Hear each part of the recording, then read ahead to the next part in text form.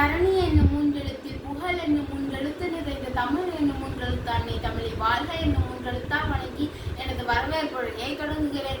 அனைவருக்கும் வணக்கம். என் பெயர் சாதாரணி. நான் தேனி மாவட்டத்தில் உள்ள ஊராட்சி ஒன்றிய நடுநிலைப் பள்ளி நாகலாபுரத்தில் 8ஆம் வகுப்பு ஆ பிரிவு படிக்கின்றேன். நான் இப்பொழுது கல்வி கண்டிருந்த காமராஜர் அவர்களை பற்றி பேச வந்துள்ளேன். காமராஜர் அவர்கள் 1903ஆம் ஆண்டு ஜூலை மாதம் 15ஆம் தேதி விருதுநகரில் பிறந்தார். இவருடைய தந்தையின் பெயர் குமாரசாமி, தாயார் சிவகாமி அம்மையார் ஆவார். ஒத்துழையாமை இயக்கம், அன்றைய துணி எரிப்பு சட்டம் மற்றும் இயக்கம் முதலிய போராட்டங்களில் ஈடுபட்டார். காமராஜர் அவர்கள் 1954 முதல் 1963 வரை 9 ஆண்டுகள் தமிழக முதல்வராக பணியாற்றினார். இலவச கல்வி, இலவச மத்திய உணவு திட்டம் என பல திட்டங்களை தொடங்கி வைத்தார். இதனால் கல்வி கண்டிருந்த காமராஜர் என்று அழைக்கப்படுகிறார். தொழில்துறை, அணைக்கட்டுகள், மின் கட்டணங்கள் போன்ற பல திட்டங்களை தொடங்கி தமிழகத்தை வளமாக்கினார்.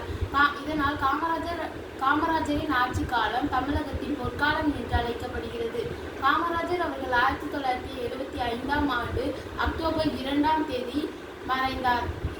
நாட்டிற்காக வந்த நல்லவரை காலம் முழுவதும் நினைத்து போற்றுவோம், அவரின் வழி நடப்போம். நன்றி, வணக்கம்.